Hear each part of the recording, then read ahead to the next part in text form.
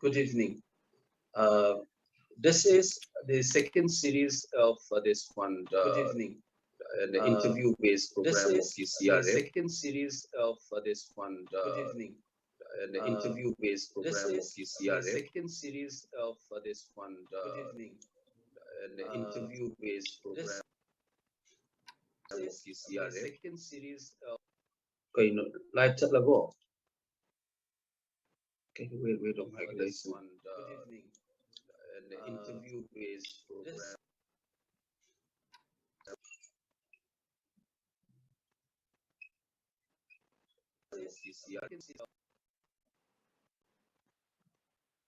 Light level.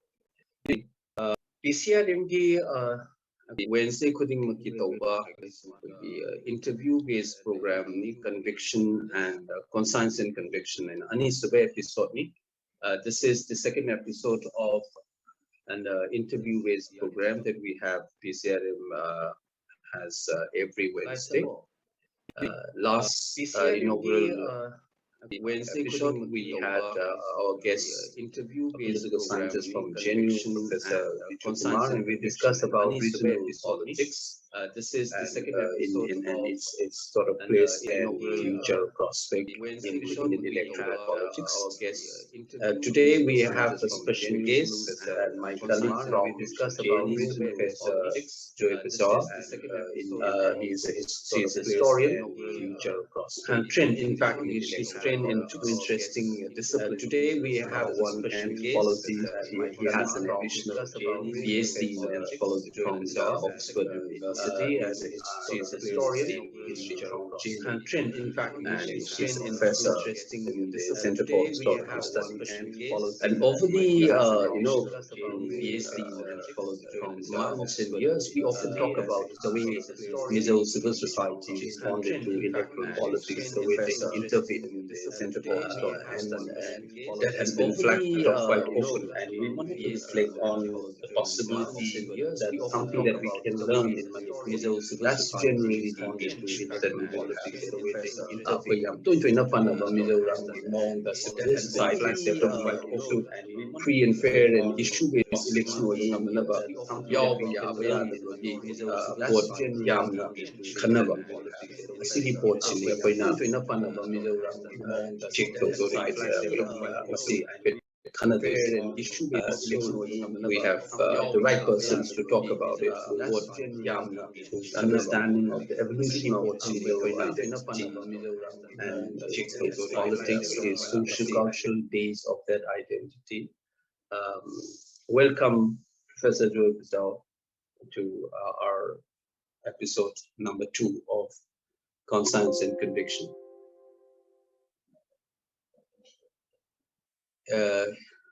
If I can start, Joy, can you hear me?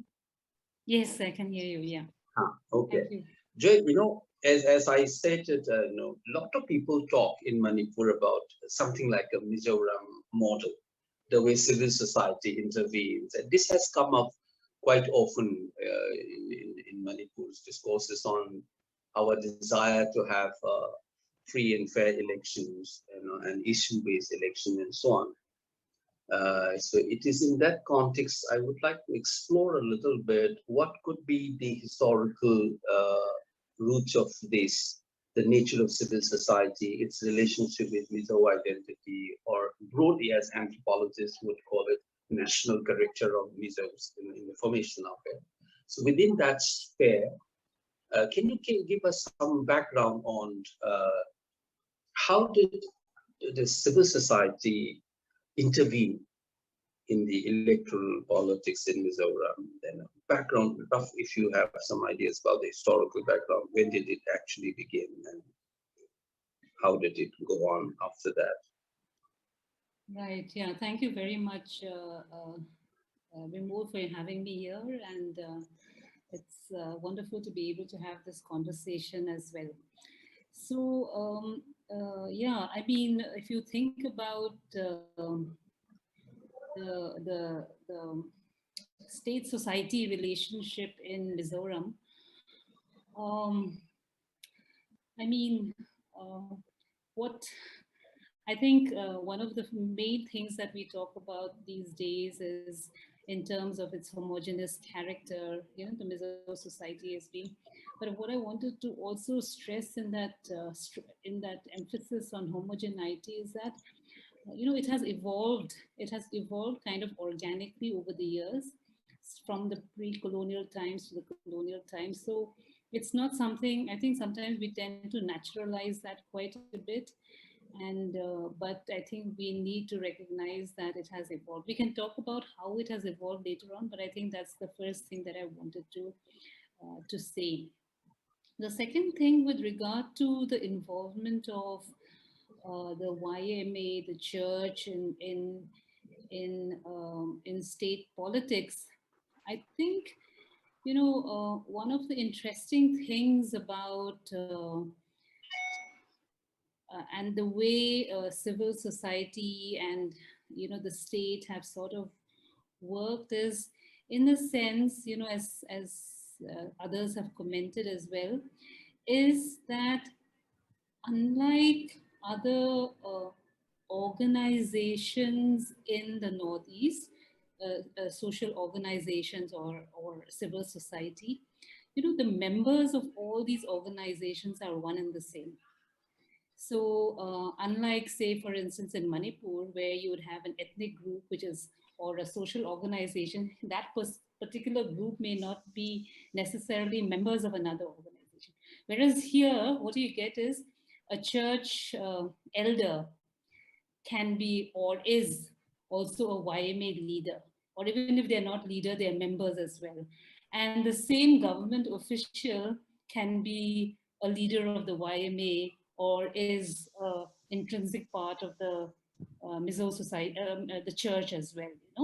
So I think this sort of the fact that one person can be a member, is a member of all these organizations, uh, lends itself to the fact that society is not as fractured as, and they're not pulling on in different directions, because everybody is part of all these organizations. And that, I think, works favorably to the extent that it works favorably because the aims and objectives are not very distinct from each other as well. So I think that's one of the prime reasons why objectives, aims of the society tend to kind of cohere. I don't know if that makes sense, but whereas in other organizations, perhaps they all tend to sort of act against each other. Here in the Mizo case, they all are invested in sort of coming together. So I think that is one of the, I mean, in terms of organizationally or structurally, that is one of the advantages that I think we can have in Mizoram. I mean, it can be considered advantages in certain circumstances. It can be considered disadvantages as well, because, like just as there can be issues of nepotism, for instance. And when you can be critical of each other, you tend to sort of say the same thing, whereas it's sometimes very important to have a critical voice as well. But for the moment, I think in many areas of society, the fact that they all sort of, and these are the three main stakeholders, right? The government, the YME, and the church. So I think that's, I think, one particular reason I can think of.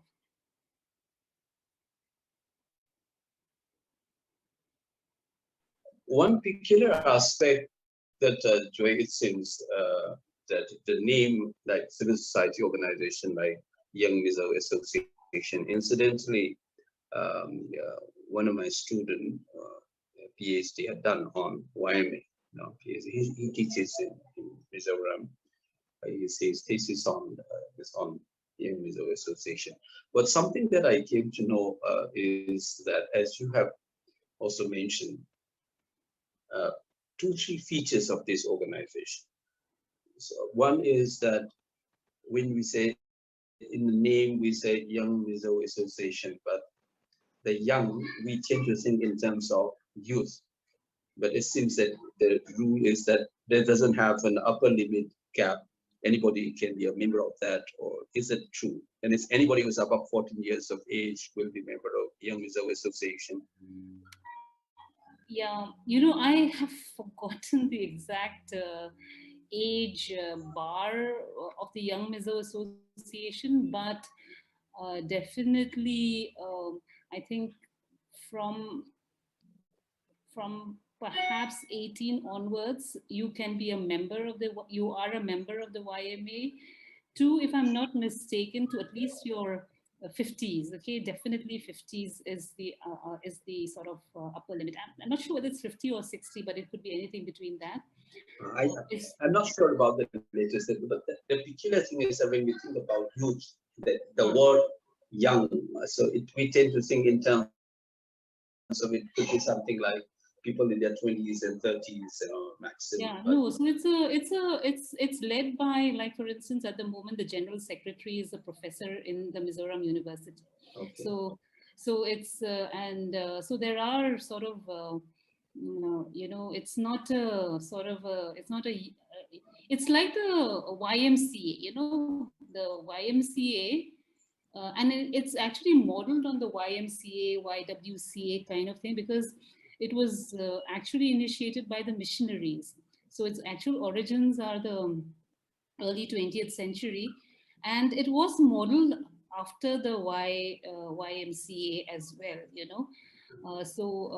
because one of the things is that, that in many of the tribal societies of Northeast India, you have the phenomenon of the what do you call them? Zol book. It's called in Mizoram, in among the Mizos, but what do you- this is like more room that yeah, Morum. The word that I was looking for was kind of Morum. thing. Yeah.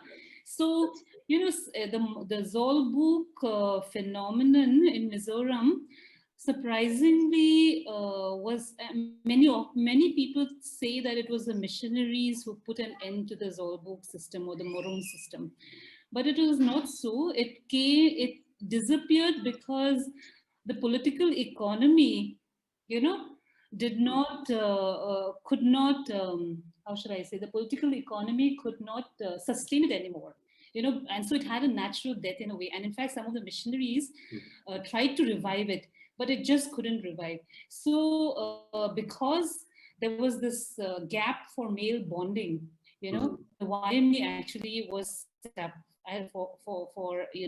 to compensate for that, for the lack of the Maroon system. So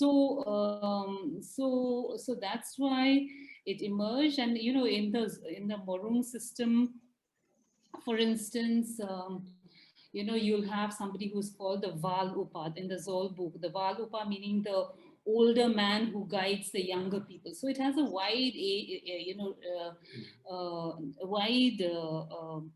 what do you call it, age group, even in the traditional system as well.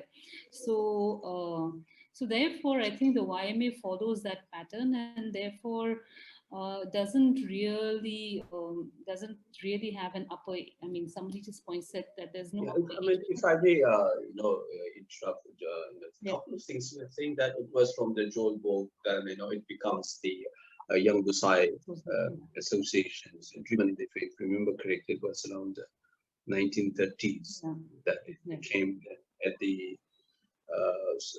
cups of the colonial and post-colonial with the independence period. It was converted into a Young Mizo Association. That's the trajectory in terms of chronology. But if we look at the essence of these institutions, if it is coming from Joel book, then obviously it is an older man leading these young bachelors, and then with the conversion into Christianity, these traditional institutions got eroded. And so it's a new form of associational mode which comes to substitute this traditional community-based institution into a modern associational format. To that extent, I think I know. But what is peculiar in our concern today, when you are trying to tell me, is that the membership of this organization cuts across the Mizo society. And two, in terms of the age also, it is it is quite widespread. In fact, it's no longer only the youth. Incidentally, I realized that Young Mizo Association, this will be like the Joel book, where the younger lots were there, and this was sort of supervised and guided by the elders. So you can have this both age group, and so it is still that essence of being the young, being socialized, and if I may even use a slightly more stronger word, indoctrinated in particular way of thinking and behaving, sort of things, and the Christianity coming up. So that essence continues. The traditional culture is substituted with the Christian-based sort of cultural ethos. Institution gets transformed from the Joel book to the Young Lusai Association to Young Mizo Association. That's the first thing that I get the sense of. Am I right? This trajectory, if I say this is the one. Okay. Yeah. The second aspect that I get to know from you is the widespread character of its membership. You know, government officers are also member of this. And university teachers actually is heading this organization. So the nature of this, if I may call it, civil society organization is very different from the rest of the civil society that you find in other states in that sense. The third aspect that I get from you is that Mizo society is homogeneous today, more or less. So there you have segments like blues and others, but broadly, and I know you have worked on this, on being Mizo and how it can evolve. So it is relatively speaking, not in absolute term, but in relatively speaking, Mizo society is, within quote, homogeneous. Let's take it for. And so this homogeneity gives them a particular form of influence and rule in the socio-political life of Mizoram. This is the three things that I've learned. Mm-hmm. Would you agree with this understanding, or do I miss out something on these three No, things?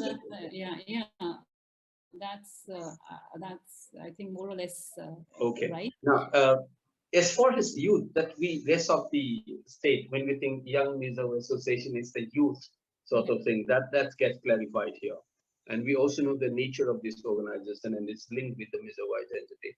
Interestingly, in our state, in Manipur also, we also have this expression called Naharo.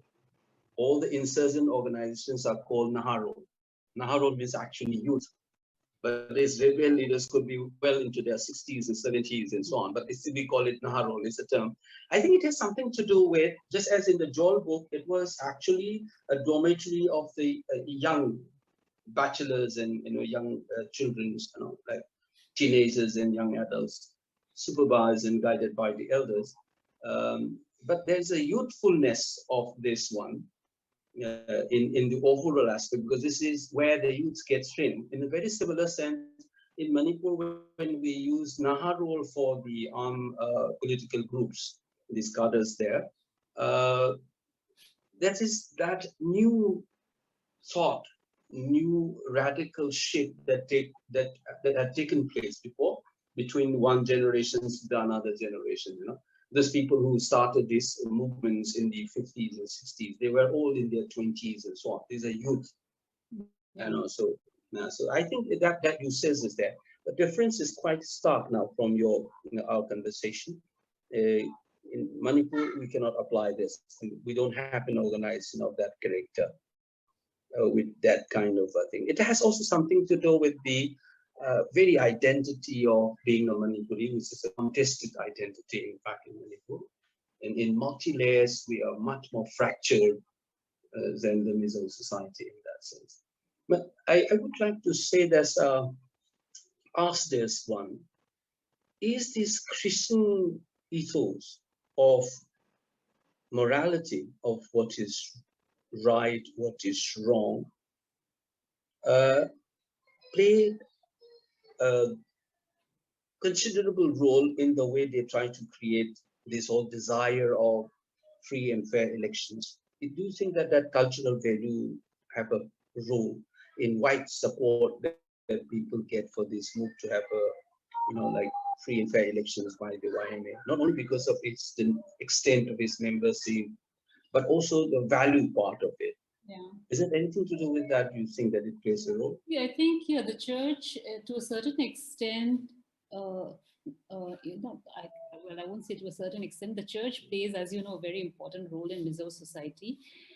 And so if you look at the period of the insurgency, as the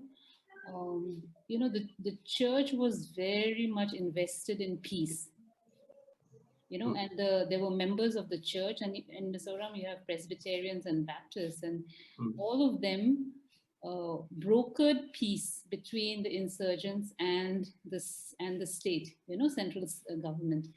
And for instance, Lalkan Hola giving up his seat and things like that, and all of that definitely, which is all again a matter of, I guess, from his Christian sort of ethos, that enabled him to give up his thing so that the MNF could come to power at the time of the signing of the accord. So I think in a way, the church has played a very important role in the maintenance of and showing that peace is the ideal. So at least so now the thing with the church is, of course, that you know the church has different leaders over time, and how influential they are changes. But in the 60s, 70s, 80s, I think they played a very crucial role in bringing about peace in the politics, because um, uh, for instance, if the church did not encourage peace, if the church mhm, had not encouraged peace, had said that independence is the ideal, I think it would have taken a very different turn. But the fact that peace is important was, something that was ingrained in the minds of the people through the church, and that's how people also welcomed it. So I think in that sense, 60s, 70s, 80s, they played a very important role. Now the church also in recent politics, I mean, the issues are different, as time goes by. So the church plays a very important role in the issue of prohibition again, so mm, people, so it, what do you call it? Um,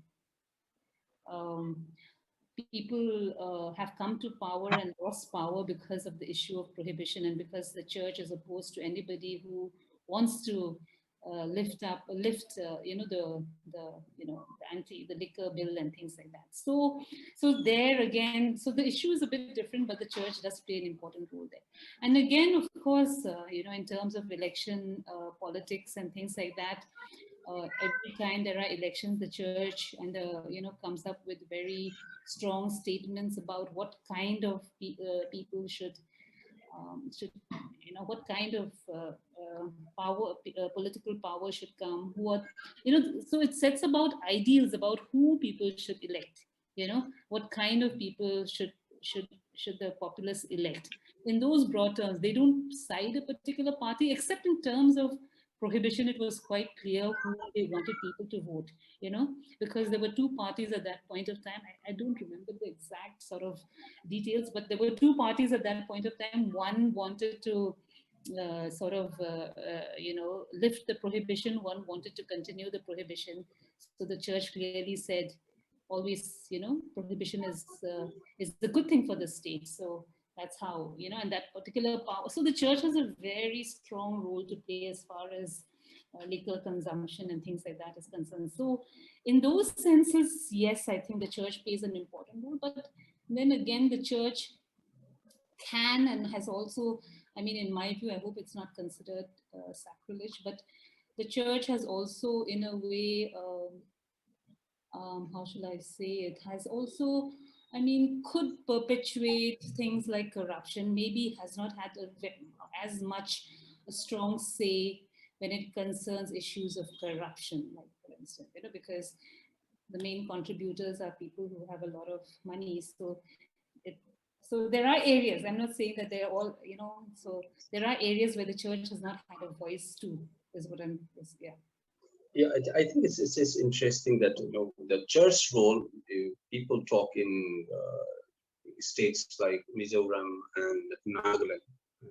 the role they played in the life of people in these two states particularly.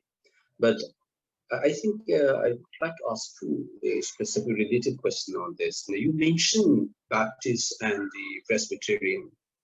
Are these only the two dominant denominations Yeah, these are the dominant denominations, but I must also say there are Mizoram has many minor denominations, little small.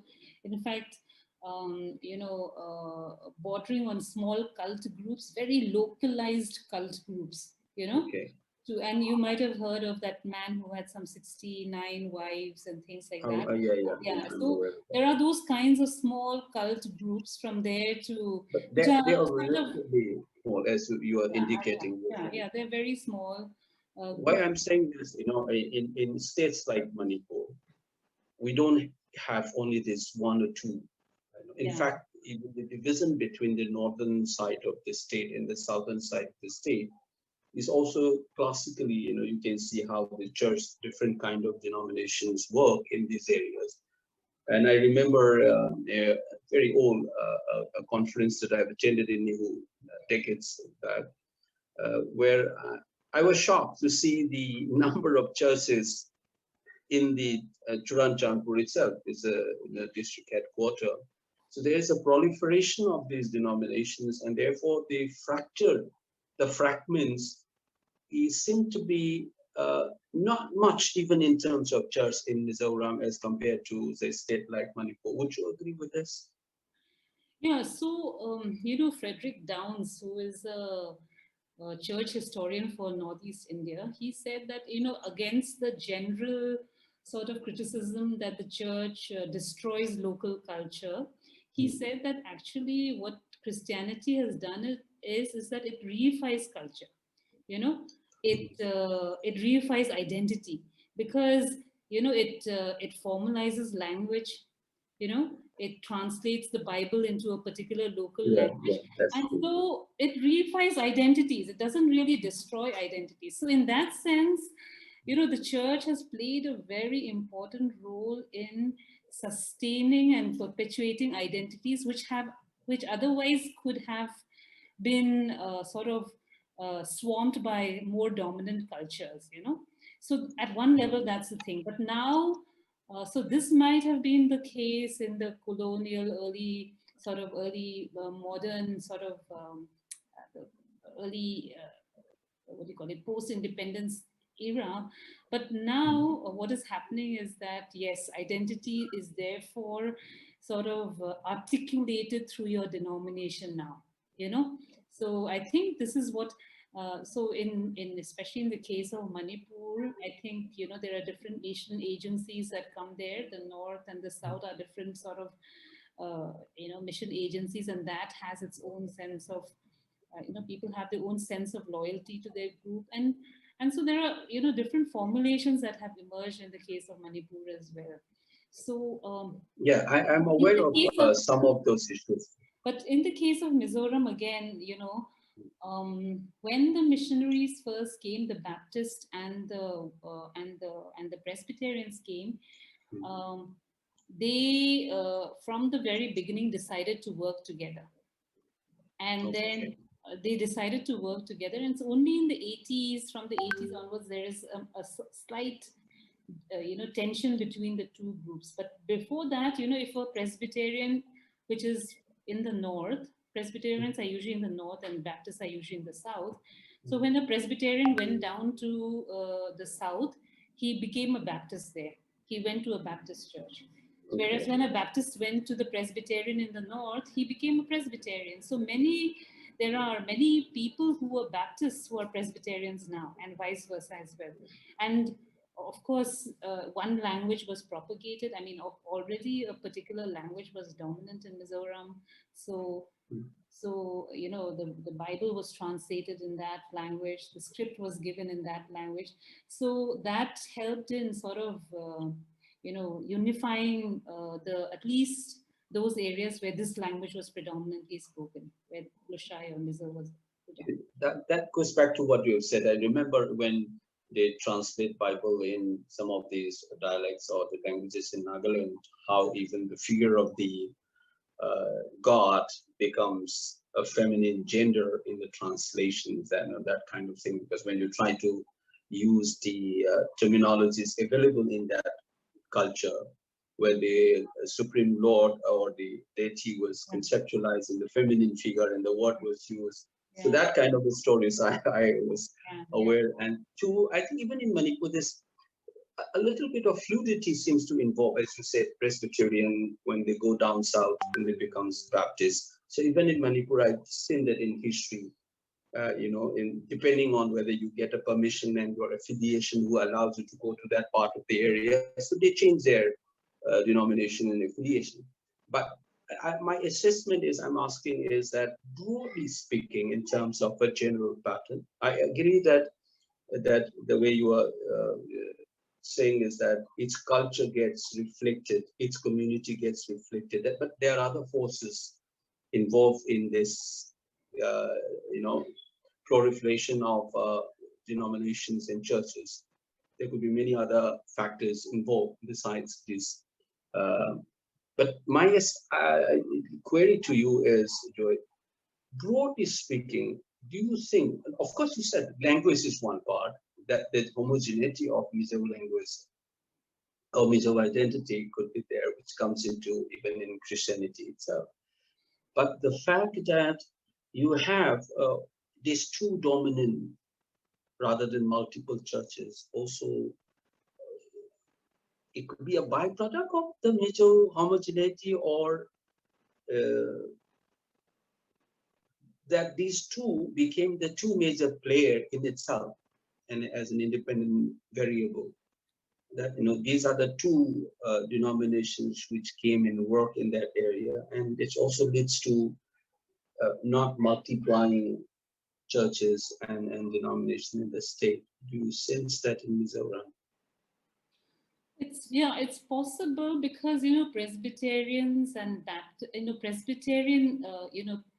Presbyterian is also reflects a particular kind of organization.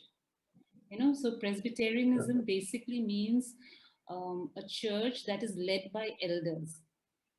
you know you do have a pastor or a priest, and then but the church organization is very much dependent on elders. So in a way it is very democratic.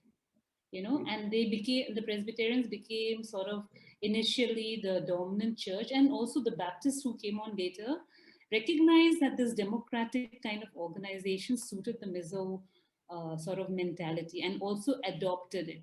The Baptists essentially are much more traditionally, as an organization, they are much more sort of dependent on a pastor, so the pastor of a church is very, very important. But the Baptists also incorporated that kind of Presbyterian organization as well. So I think in terms of social, and so what that did for the church was that the church was actually led by the Mizos. If you think about the history of the church in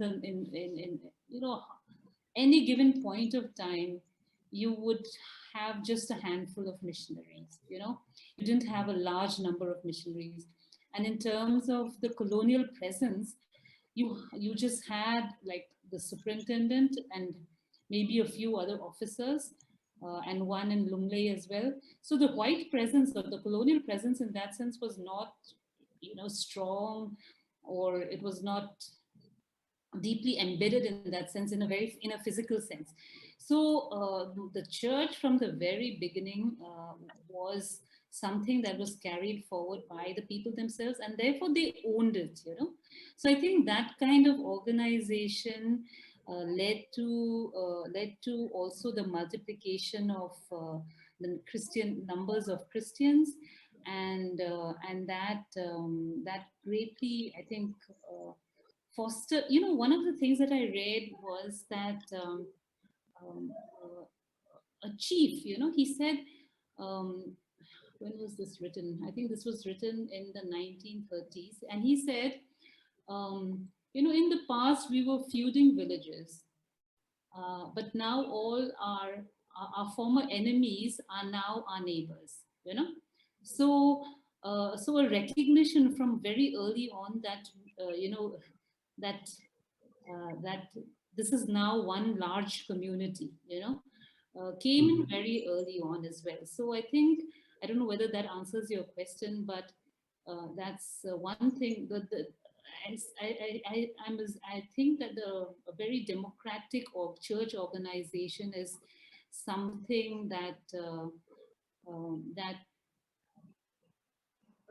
that took off in Mizoram in a sense. The second, actually, yeah, I don't know whether we'll get into this particular point or not, but also the way politics developed from in the post-independence period is also quite interesting for this kind of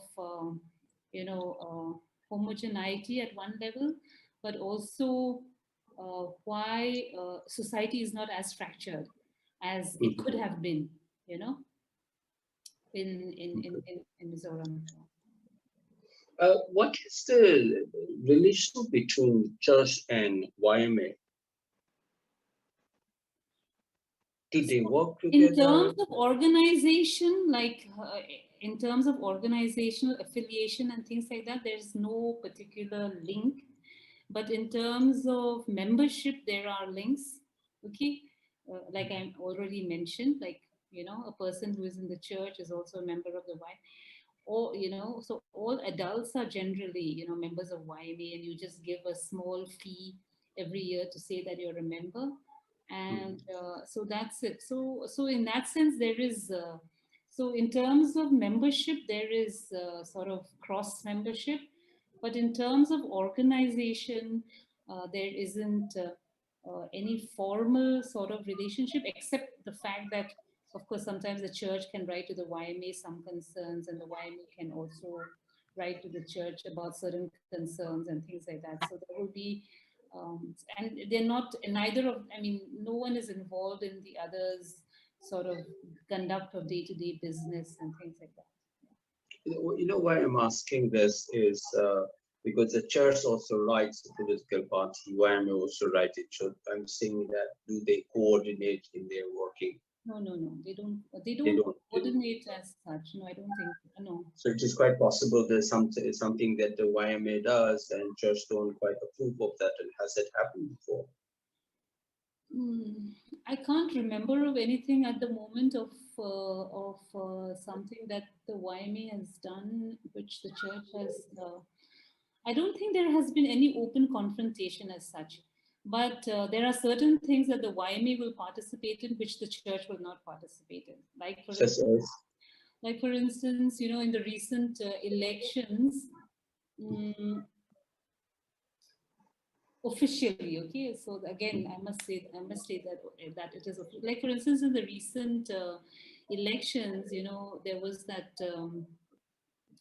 great controversy about the election chief election officer. What's it called? What was the case? I think I forget his name. The chief election commissioner was sort of involved in getting Bru refugees into the electoral rolls of Mizoram. Mhm. So all the NGOs, whether it was the YMA, women's groups, we have another one called Mizoram Upapol, which is like all the elderly, everybody above the age of 60 is part of this group. Then the students' unions, all of them were agitated against this, protested against this election officer that he should leave. And but the church officially did not participate. I think there was a pastor who prayed, but he person came as an individual capacity, but not as sort of representative of the church as such. So I mean, so there are certain things where the church will not directly participate in what. And the one of the interesting things about Mizoram politics is that it is these NGOs that uh, sort of mm, talk that sort of talk about ethnic politics much more than the state itself. Political parties officially will never sort of there is hardly any communalization as such from the point of view of political parties. It is usually, the students' union or these kinds of NGOs that are much more, what do you call it, invested in fomenting ethnic politics, not the political parties as such. Oh, I was trying to explore this in this question, that multiplicity of organizations beyond YMA that you have already brought up. That was precisely why I was asking whether if you see two competing groups, church, an active group beyond the state. There is church and there is YMA, and I was trying to see how these two sort of functions today have coordinations. But you have already opened up by saying that there are other groups, and what was I was trying to come to you in the second level. Um, what is the I'm not going to mention, you have already mentioned about a couple of things which is very interesting, which I'll get back to you, your statement about NGO and ethnic politics. Interestingly, even in Manipur, long time back, around 2001, I was having a chat with a senior politician. uh, they were sort of seized, where they were not allowed to move out of Manipur Bhavan in Delhi in the 2001, and I was called. I went there 2 3 times to have a conversation with them and discuss things. One of the senior politician, who was known as a kingmaker, he said it similar kind of things.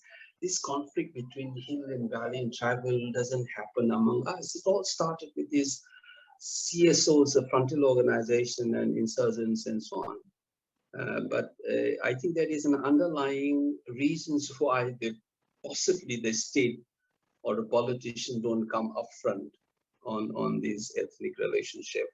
But I suspect that they must be operating at a particular level. Yeah. So that I could immediately, you reminded me when you make that comment. Similarly, politicians have told me this a couple of times, senior politicians. But I was asking about this one, church and this. Now you reflect up there are other organizations. So I'm interested in this. What is the role of women groups? So you have Naga mothers in Nagaland, and we have these Maira Baibis, as prominent women groups and conglomerations which also have a voice.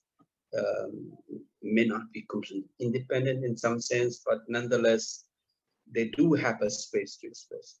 So what is women groups positions in generally as a part of civil society in Mizoram? Is it strong? Is it tangible, or is it only an insect? No, I mean, at one level, I mean, they are quite visible. Okay, the women's groups. So Okay. they call themselves MHIP. Okay, that's a Mizo acronym. MHIP, Mizo HNC, Compol. So they're quite visible in many ways, but uh, fortunately or unfortunately, they're not very political. So That's strange. If the slogan is personal is political, and any kind of social mobilization so has I a think, I political mean, in the element. sense of, see, like for instance, that incident that I mentioned, they supported the other NGOs, in the incident that I mentioned. So that those kinds of things they do participate, but unlike, say, the Nagaland mothers or the Manipur situation, the women of Manipur and things like that. I have not seen them taking on very radical sort of political roles, and also, so I mean, I could be wrong. Maybe things are changing now, and I haven't really read too much about their organizations. But they sort of remind me of maybe what. Christian women's groups in the Victorian era would sort of, so which is, the family, your responsibility as a wife, as a mother, those kinds of very domesticated sort of roles. sort of traditional stare in yeah, the yeah. place. So domestic roles and how they can sort of function within those domestic roles. But of course, at the same time, like they're also fighting uh, things like, I think there are, in Mizo customary laws, there are certain things where which are prejudiced against women. So there are, I think, if I'm not mistaken, in the past there have been struggles with regard to inheritance, for instance, Hmm. because women traditionally don't inherit. So if I'm not mistaken, there are things like inheritance that they have fought in the past. I think those are some of the things that I can off the cuff remember, but they're not, I mean, if you compare them with Nagaland and Manipur, definitely not as politicized or radical, you know. Okay, but interestingly, the women's movement, even in Manipur, the initial part, it is those issues which sort of affects their familial life. Yeah, It's yeah. whether it is about famine, rice, export of rice, whether they get involved or not, It's quite or interesting also, when you think about it, that at one level, the women's groups are not as political, but as you know, the economy runs on women in Mizoram, like as in the case of the same Manipur. thing in Yeah, Manipur. yeah, yeah. So Traditionally, in trade, fact, one not British traditionally, but commentator. of late, like No, it's. no. And for Manipur, this is something very interesting. You might consider it as not a very charitable comment on Manipuri men. British account says that Manipuri society, and especially those of Meitei, survived precisely because of their women. Men were drinking and spoiling things. It is the women who sustain the family life and so on. That kind of thing. It was almost painted like Manipuri men were drunk and lazy, all kinds of things. In sense that they have commented on that. And what I'm saying is, women's movement is often, it is because precisely because it affects their familiar life. Like fight against alcoholism is because their main folks were suffering from that. So that comes. What you probably call politicized, I suspect that it is also because Nagamadhus want peace, for example, resolving this conflict Mhm. and so on. In Manipur's, it is, again, I think it is not political in that sense of the word that you are hinting at, but it is also primarily because their children's and main folks were get affected by these military operation against these political groups and so on. So it is to the extent that it affects their familiar life that come out, but in terms of taking on the political per se, in terms of like asking for autonomy, right to self-determinations, it's not quite separated from that, and women have been as Yeah. like a front into that extent, but primarily through this sufferings that their men folk have gone through it, and that's the way I see it. But in Nagaland, yes, there seems to be a difference as far I understand it. Mhm. So in Mizoram, when you say it is not political, Joy, has it something to do with the fact that one, Mizo society is in that sense patriarchal at one level, uh, and either now because the issue has been resolved, so to speak, post 86 or so, 84, 85, 86, the transformation that takes place. So can you go back and tell me a little bit about women's role in the armed struggle, for example, where they're very active? Yeah. So definitely, there were women who went underground along with the men, huh? And then Okay. they also took to. They were there in the camps and Chittagong Hill tracks and things like that. And there are some interesting sort of women who wrote their own diaries and things like that. So definitely, women accompanied men, and of course we know that in these camps, they got married and had children as well in the camps, since they were underground for many years. So to that extent there was that involvement, but in terms of actual leadership, I don't, and of course, the medical side of things. Sometimes you would have nurses as well who, They call it the feminine yeah, traits. yeah, exactly, yeah. So there were those kinds of, women's participation in the underground movement, but I haven't come across anybody who was held at the leadership levels as well. As gosh, I'm sorry, I've forgotten Yeah, about it. it's But all in right. some, there No were question sort about of within people who sort of worked with the government. There are certain stories which I seem to have forgotten, but there were definitely stories of women who worked with the government, but who were secret collaborators with the MNF and things like that as well. You know, so there are stories of that, and so I mean, yeah, I mean, there was participation in the thing, but leadership levels not so much, not at all, rather, not even not so much. Uh, you know, uh, Talking about gender, and let's see within the YMA, what is their role? I know they are there. Yeah, one of the You know, things, yeah, they're, so women maybe have I to should be, ask them all. yeah, women are members of the YMA, but unfortunately, again, no, very rarely leadership roles go to women. Okay, one even if they are, like, for instance, each locality in Aizawl has a YMA committee.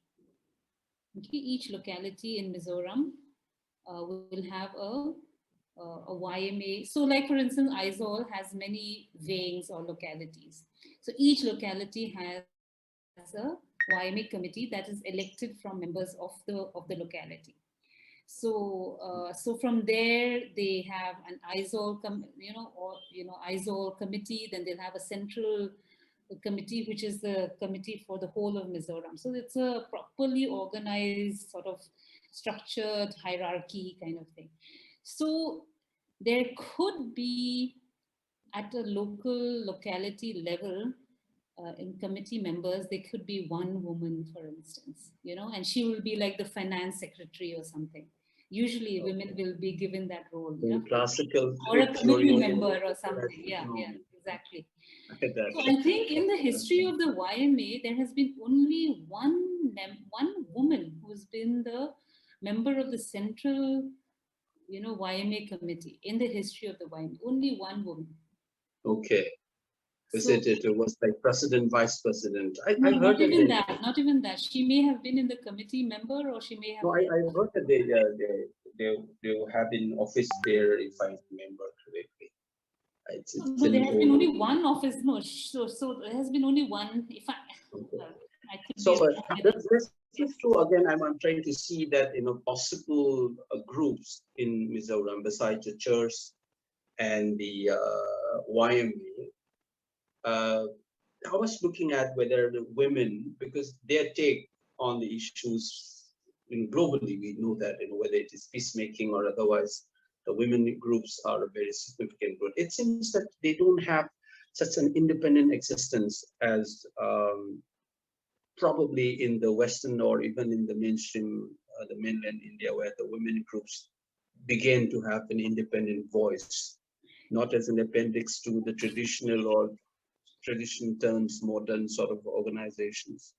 Is it true for Mizoram? I don't know where, I don't know. I mean, there can be two explanations for this. Okay, and I'm not sure which would hold which would sort of be the more appropriate one. One is to suggest that patriarchy is very strong in Mizoram. Okay, and so therefore women have not come forward and things like that. Okay, that's one.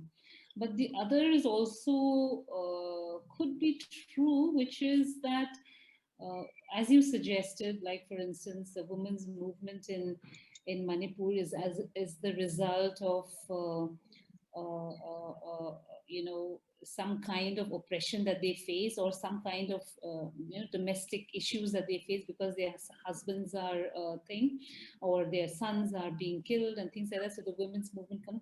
So maybe in the case of Mizoram, at one level, because of the kinds of freedoms that women enjoy, you know there hasn't been the need to actually sort of vocally come out as strongly. So that is another issue, because if you think about it, like as far as education is concerned, there is no restriction to women studying, and usually women are better educated. If you think in terms of economic activities, it's women who carry out businesses, you know. So especially in these two areas, there has been quite a lot of freedoms for women. But there are other things, like for instance inheritance that I mentioned, and things like that. But again, people are not so rich that it affects women so much. This inheritance law can be very painful if you are a landed person. But usually what happens is that amongst more educated people and things like that, women also are, even though it's not the law. And of course, there can be things like domestic violence. There are, not can be, there are issues of domestic violence. There are issues of, and like for instance, things like divorce. There's not so much stigma attached to divorce, and women can also divorce their husbands on their own. They can just, even in terms of traditional law, there are ways in which women can divorce their husbands, and they can just leave the house, and there's not so much stigma attached to it as there is in other places as well. So maybe those are some of the reasons why it hasn't manifested itself, women's things, women's sort of, you know um, have not been empowered as such politically in that sense, because there is not so much to fight for. Maybe that, Joy, I mean, if you look at it in the way I understand, I look at what you have just said, it could be, relatively speaking, true for Manipur as well, or even for Nagaland. The new form of consciousness, for example, the new right-based consciousness, matters which will affect on their notion of access to public offices, or for that matter, in a much more intimate domain, on their understanding of sexuality, for example. Once this new consciousness come in, then probably the political color of demanding for inheritance right, a particular manner in which their sexuality must be understood, all these things might come in, and probably my suspect, I could sense in Manipur there is a generation, I'm sure that in Mizoram, with these new Yeah. youth who are educated, their consciousness must have changed, but broadly because of our traditional economic structures, like the home-based production used to do it, or agrarian society or otherwise, I think women's were seemingly equal in that sense. But the new structure of economy Yeah. and education is the shifting consciousness that hasn't come. That's the way I read it. Would you agree with me that the similar things is true for Yeah, Mizoram? I think it's pretty much similar in Mizoram as Okay. well. Now, this takes me to one more. I'm very intrigued by your uses of the word NGOs constantly. In What? Manipur, whenever you use NGOs, that Thank these you. NGOs. Yeah. In Manipur, we tend to say CSOs, civil society organization, Yeah. and we also seem to have some sense of NGO. When we say civil society organization, some people will bluntly put them as the frontal organizations as such. And NGO, when you say that those people who are working in women's rights and in the self-help groups, there seems to be a distinction between the two. So do you call YMA an NGO or CSO in Mizoram? Or In when Mizoram, you they use know the word they NGO, yeah. you mean some other groups, not YMA. I'm looking at the commonsensical uses of the term NGO. You don't quite think of YMA as an NGO, but when you use the word as a Mizo, when you use the word NGO, it means some other groups, not YMA. Is it like that? No, in Mizoram, I think the word what do you call it, Society society organization. organizations, as far as I know, it's not as common. People call them NGOs, so the YMA will call itself the biggest, the NGO with the biggest membership or something of that sort. It calls So itself. they consider themselves as Yeah, NGO. yeah, they consider themselves as. People also refer to them as NGO. Yeah, and also I think because they emphasize much more um, things that an NGO would do, which is in terms of um, it's more in terms of what you know. Like one of the you know, some of the aims of the NGOs of the YMA includes things like you know, reforestation, you know. Okay. So there are ecological objectives, you know, environmental objectives. So, and it's also more to do with how you organize life in the locality. Like for instance, in my book I talk a lot about death and dying, and how the YMA is involved in the facilitation of death rituals, you know, Mhm. for the entire locality, not just for certain groups of people, for the entire locality, from digging of graves to making the casket to organizing tea and things like that. So it functions more in terms of a voluntary organization, you know, whereas a civil society organization can be seen to be a little more political than an NGO. So I mean, at least the the veneer is that of a organization that helps human development rather than, you know, you know, stated political objectives, you know. Okay, Joy. We talk about political and women. This brings me to one specific question. What is the nature of participation of women in electoral politics in Mizoram? Has there been? You can think of this thing in two levels. One is, has there been any elected member, women member in the assembly, or how many women contest? At one level, you know, in the electioneering campaign, what role women play in the level of the I local wish I could tell you the figures exactly, but I don't remember. But you know, this women's what do you call it? Reservation, you know, Mhm. for of seats has contributed, especially in the last uh, municipal council elections of Aizawl, has brought in a lot of female members as well into the Aizawl municipal council. Now Mhm. the MLA, I'm not sure whether we have at the moment. So very few with female representation. I mean, you can count at the tip of your fingers. Okay, uh, uh, ever since we have had the legislative assembly, very, So very that few. there have been members Yeah, there have been occasionally one member or maybe two in a particular session, but not many. but what about the on the ground as an electorate and electioneering? What is their In role? terms of participation in the electoral, I mean, in voting, there women do participate a lot in terms of actual voting. But in terms of standing for elected offices, I think the numbers have gone down. But I think there is definitely a much more greater women's participation now as a result of this, you know, women's reservation, and also not just because of that. That has also triggered other women to come and sort of stand for elections as well. And parties are vying with each other now to have female representatives, you know. So I think that is going to start, you know, it's going to be a much more sort of there's going to be much more women's participation in the years to come.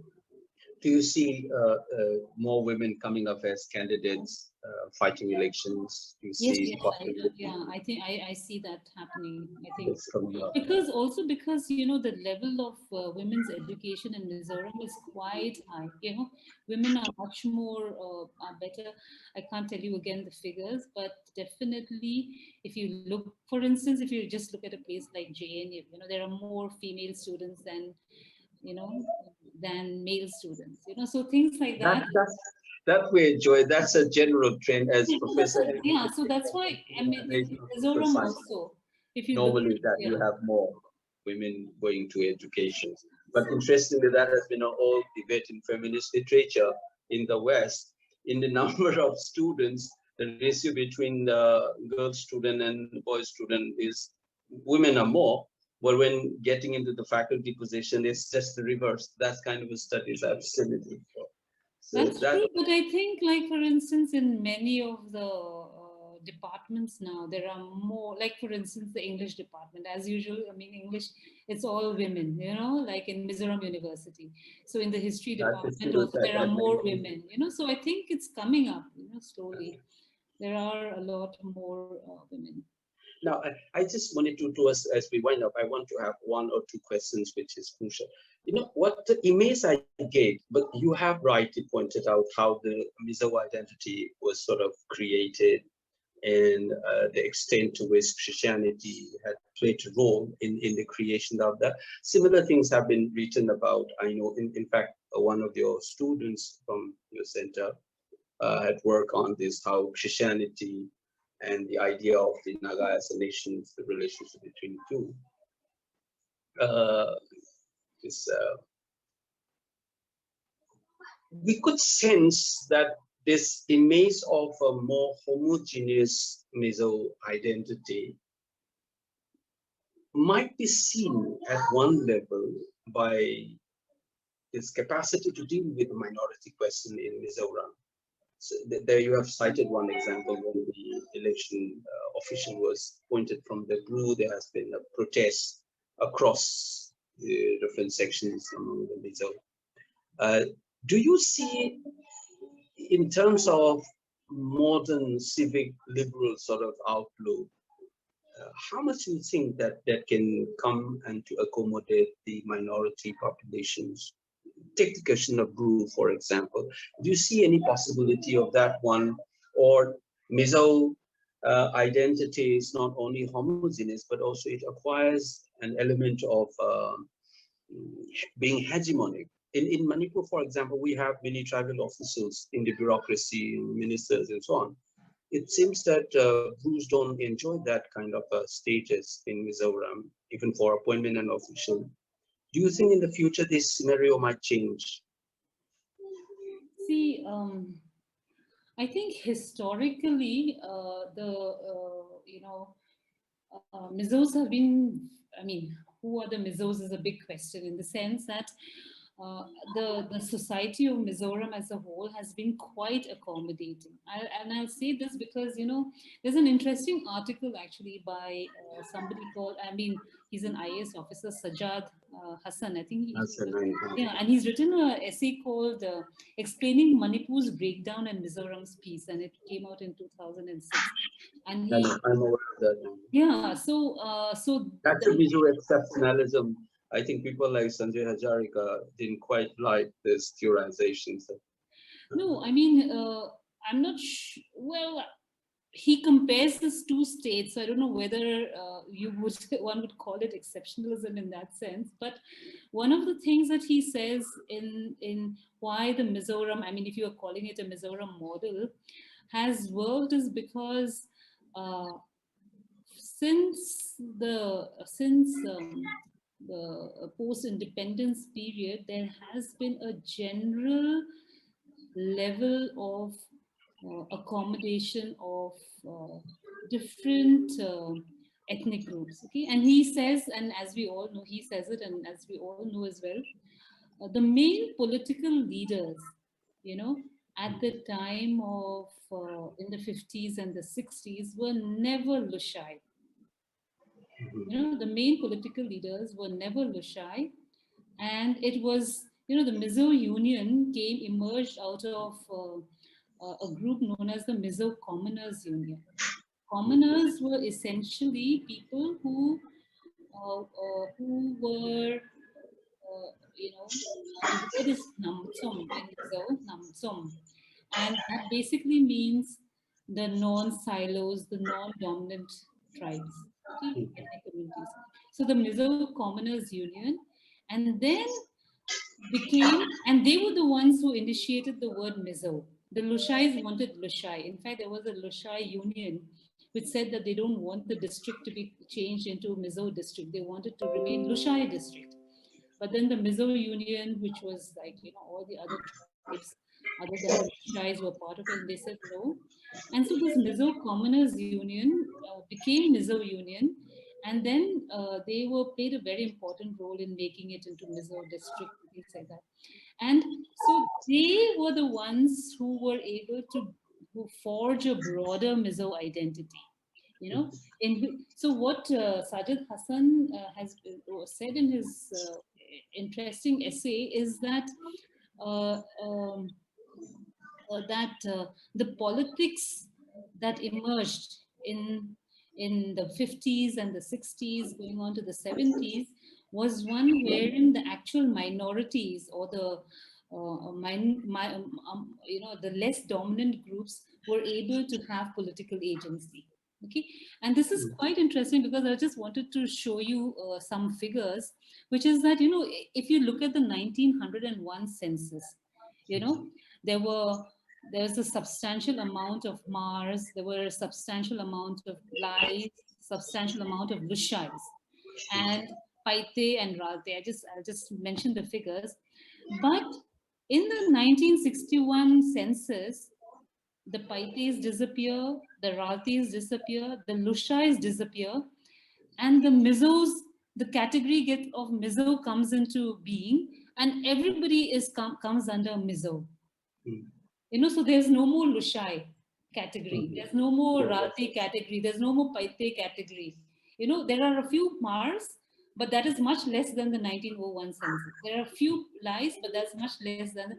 So they were able to build up this sort of consensus Mizo identity. So that's why when we say homogenization, it is a homogenization that has taken time, but it was also a homogenization that was brought about by minorities rather than the Lushai, dominant Lushai community.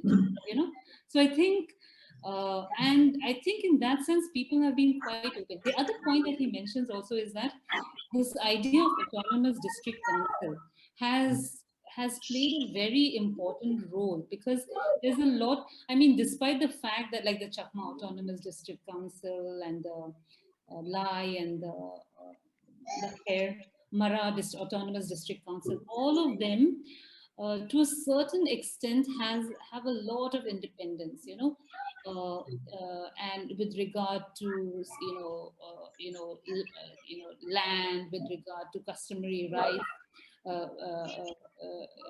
finance, everything, they have a lot of autonomy, and interestingly, all of them also have regional parties. Okay, all of them have regional parties, and the main party in Mizoram often, in I mean in the non-autonomous district areas, often align with the local parties in order to form governments there.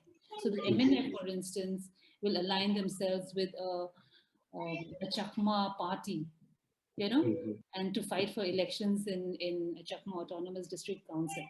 So to that extent, you know, this alliance system has also tended to work so that largely speaking, the Mara, the Lai, and the Chakmas, I mean, there are problems with Chakmas, but generally, you know, there isn't as much tension as one would expect.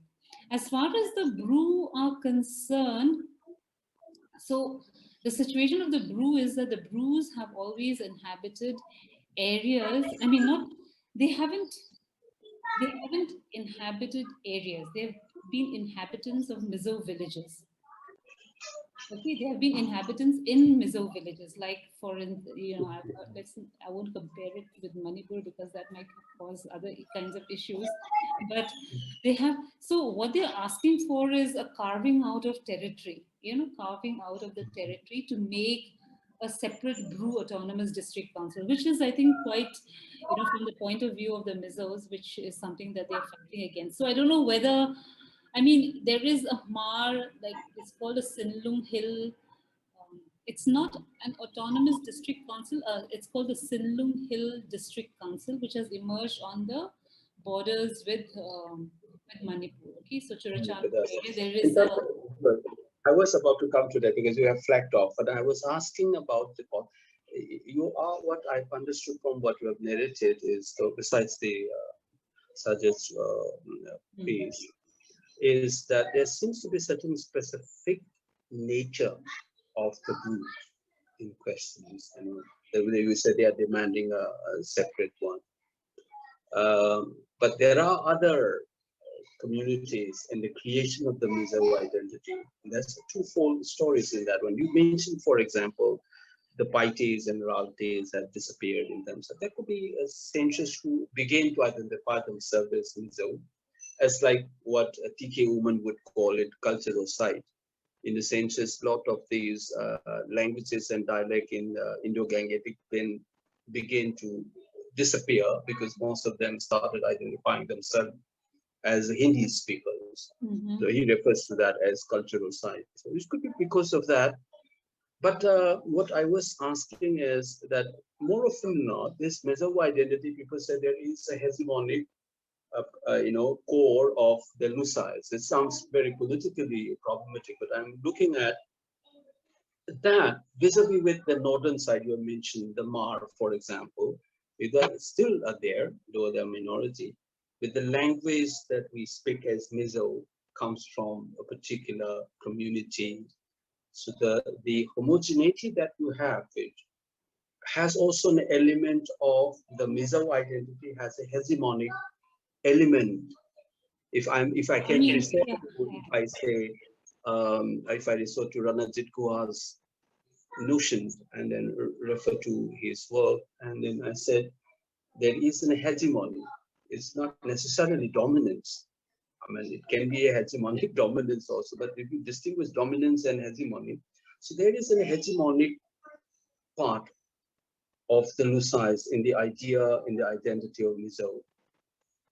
No, definitely in terms of like in um, I mean, you're absolutely right in saying that that it is hegemonic. You know, I mean, this is not to deny the fact that the uh, that that you know I mean, do Mizos accept people of other communities? They accept them as long as they sort of subscribe to Mizo ways of doing things and ways of living and things like that. So at one level, you can say that Mizo identity is very porous in a certain sense. Okay, so at one level you can say so at one level Mizo identity is very porous in a certain sense. Okay, so at one level you can say that Mizo identity is very porous because, like for instance, you know, mainland. Let's use, if we can use the word mainland. A mainland Indian man gets married to a Mizo woman, and the children all follow.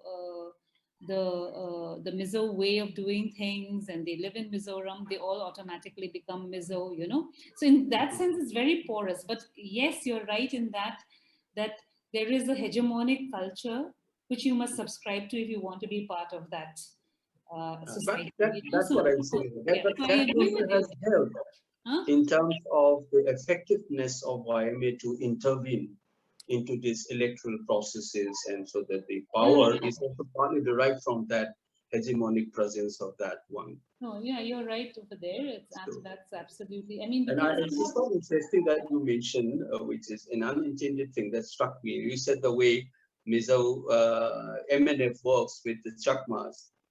And then I would like to ask this question. It's really, very curious thing that comes up. That the managing and how to align with these different lives and others. I think lives have become too small to border like the blues at one level. And that's why we don't quite talk about them so much as we talk about Chakmas and blues and their presence. What I'm interested to know is that you just reminded me of the way you align work with this thing. Do you see BJP aligning with MNF, which is essentially rooted in Mizo nationalist ideas? Because this just came up in the last conversation in this episode 1 with Biju. Uh, when I asked him that Ahom Gana Parishad aligning with BJP is very good in managing coalition with different regional party. But there is a view that they also actually eat up, they gobble up these regional parties. So ACP is gone. And then when I asked him that, do you see a similar fate with AIADMK? Then he immediately said no. because the social base and historicity and the cultural moorings of AIDMK, so to speak, much more firmer and deeper. So BJP can't simply do away with it. But in Assam, AGP's ideology or agenda has been hijacked by BJP sort of thing. So in that context, we talk about Nagaland and Mizoram as where you have these strong moorings of the nationalist idea of being a Naga and being a Mizo, and therefore BJP will not be able to come in. But in Nagaland, we have seen it has already made inroad. Do you see either Mizo Nationalist Party like MNF aligning with BJP in the days to come in the electoral politics in Mizoram? Well, at the moment, the MNF is part of that, what's it called, Northeast. Yeah, that's good. So, But I'm seeing it at the yeah, level of so they're that much is, more actively it working with looks them. like they have moved one step in that direction already. So, Sort of foot in the door technique. yeah, That so sort of they thing. have gone Good in that also. direction. But the thing is that, mm, unlike the AIA, DMK, and others like those parties, I mean, the financial situation of political parties and the state is so much dependent on the center. Yeah. So therefore, in places like Mizoram and Nagaland, uh, you cannot but align with somebody who is in the center at one That's level. true. That thing That's also came yeah, up during conversation with Biju. But yeah. I was countering by saying that look at Mizoram, Nagaland, and counter counterpose with case in Arunachal Pradesh and in Manipur.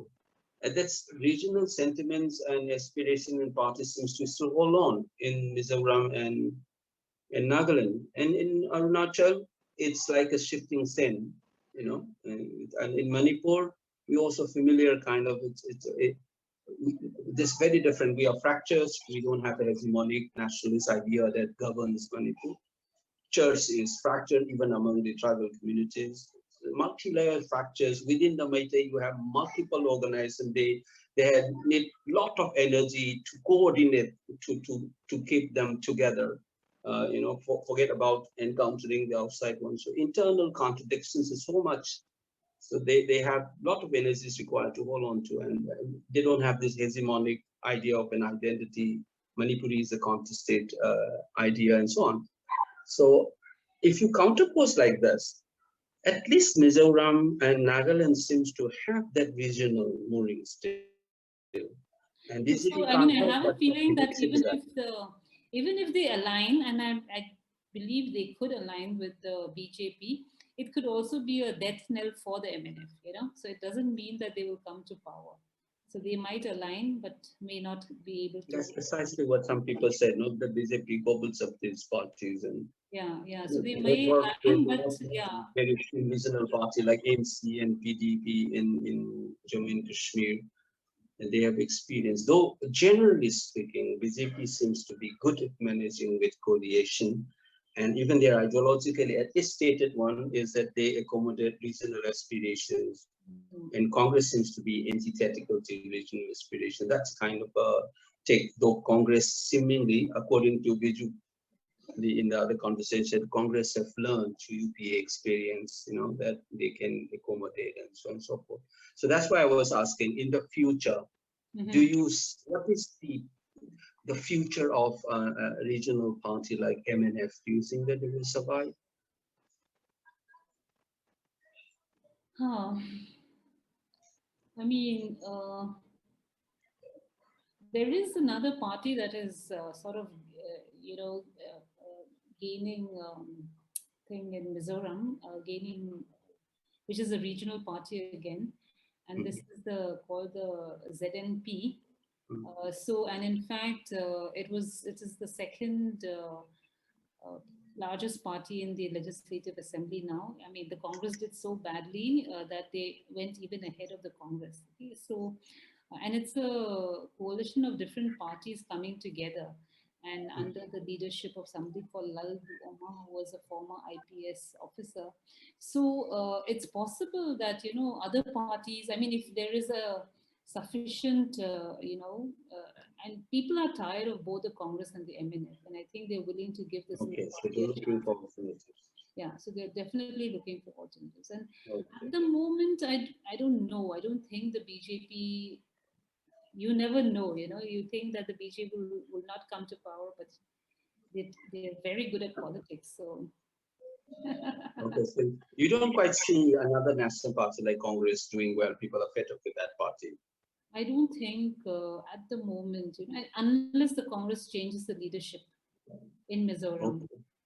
Okay. So that's a leadership There issue. is, yeah, there is a leadership issue, and I think people are quite tired of Lalthan Hola, and if you mean Lalthan Hola, it means his entire family goes along with him, So you have to, his, so there's a huge family.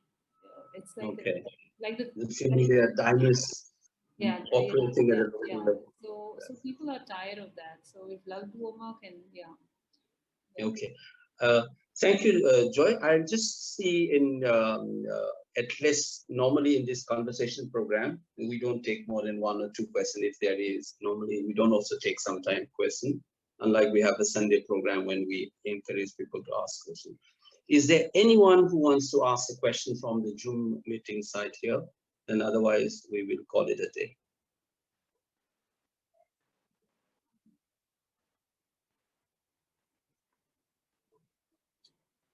Hello.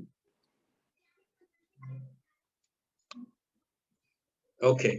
It seems we don't have anybody wanting to raise the question with you, Joy. All It right. was, thank you so much, Joy. It's been a privilege. I've learned a lot and I was making note constantly. I hope that our audience also learned and give enough material to have this. This is the segment of a program where we introduce to have experts and resource persons to have a chat, and then so that it becomes the value additions to build up and inform public sphere in our state, which has been one of the aims, and in fact the main aims of PCRM. And thank you so much, Dirk, for giving us this time, sharing with us. Thank you once again. Thank you very much, Bimal. It was wonderful to be part of this conversation. Thank you.